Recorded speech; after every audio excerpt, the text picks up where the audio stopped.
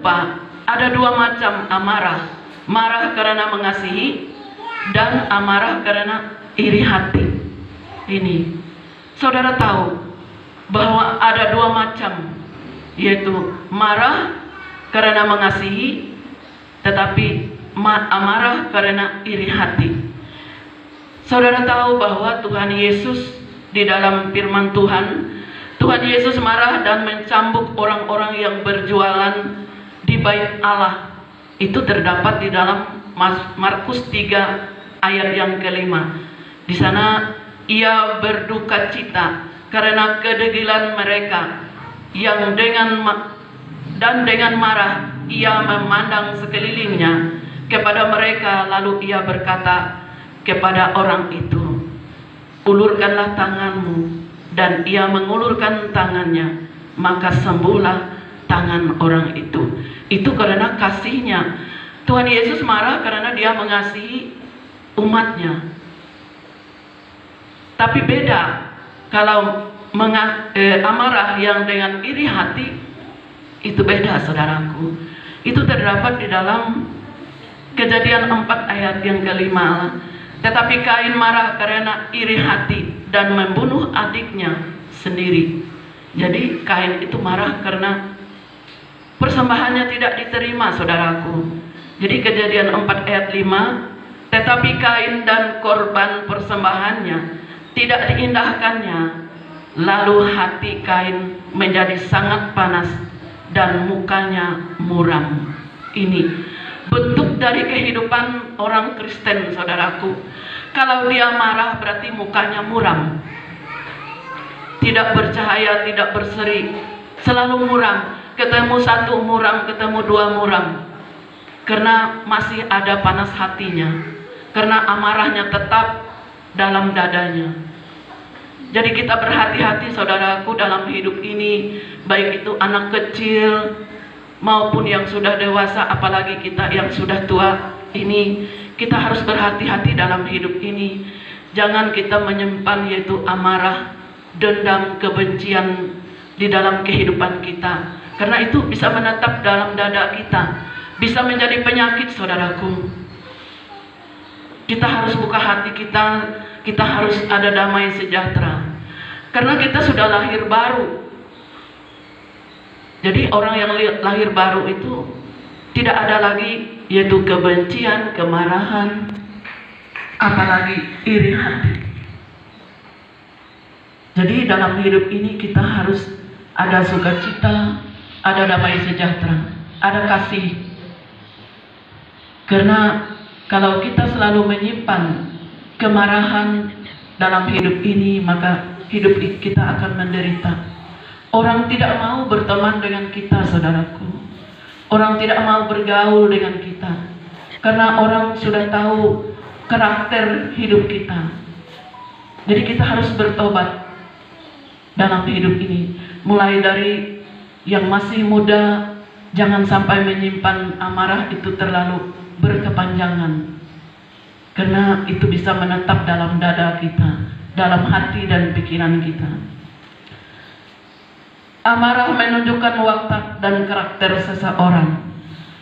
Orang yang suka marah-marah membuktikan ia orang bodoh dan kurang hikmat. Ini, kalau kita dikatakan orang bodoh dan kurang berhikmat, itu keterlaluan, saudaraku, dalam hidup ini. Apalagi kita yang sudah tua, kalau kita dikatakan oleh anak-anak kita orang bodoh. Jangan, saudaraku. Kita sama-sama belajar dari firman Tuhan ini supaya kita dikuatkan, supaya kita ada kebenaran firman Tuhan dalam hidup kita. Orang marah, orang yang suka marah membuktikan ia orang bodoh dan kurang hikmat. Jadi kita belajar dari firman Tuhan ini supaya kita jangan dikatakan orang bodoh. Orang yang suka marah membuktikan ia orang bebal.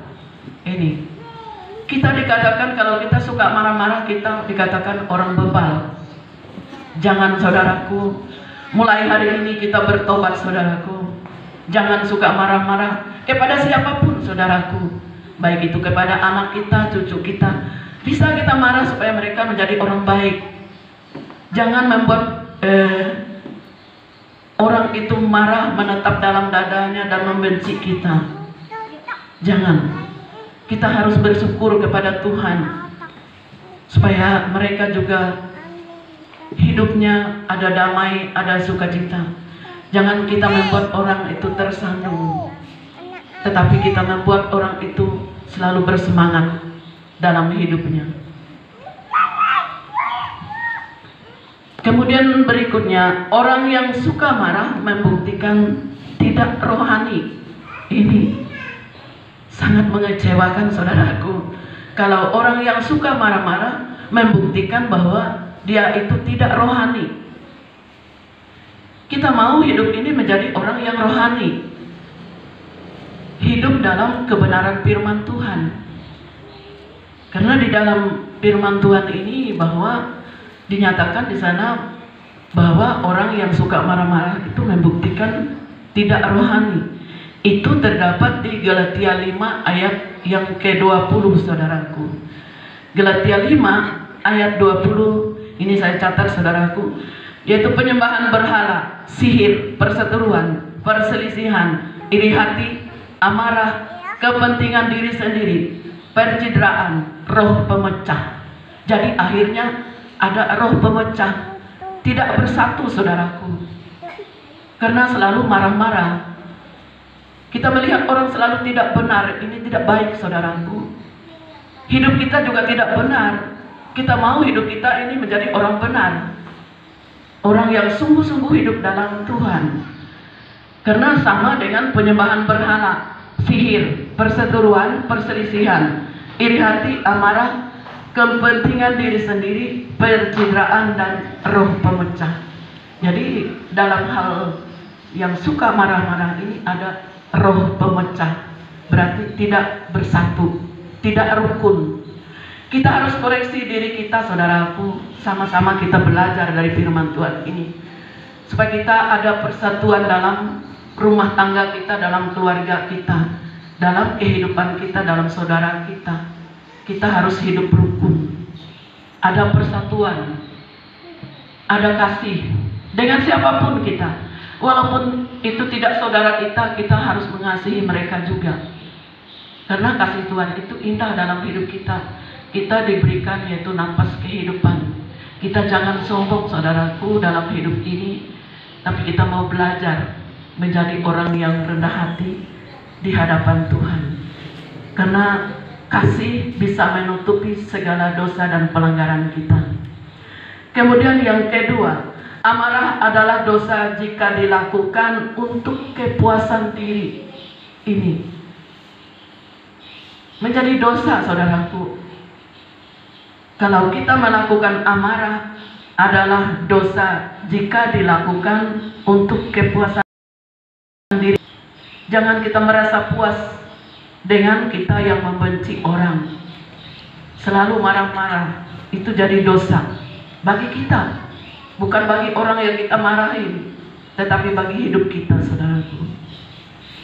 Amarah adalah dosa jika terjadi pada perkara yang sepele, yaitu perkara yang sepele. Kita suka marah-marah, itu juga tidak benar, saudaraku, jadi dosa dalam hidup kita. Jadi dalam hidup ini kita mau belajar supaya kita tetap ada kasih. Jadi belajar pada hari ini, saudaraku, kita jangan suka marah-marah dengan siapapun, saudaraku, baik itu dengan keluarga kita, tetangga kita, anak-anak kita. Harus ada kasih, ada kelembutan dalam keluarga kita. Walaupun rasanya sakit yang kita terima, tapi ada kasih.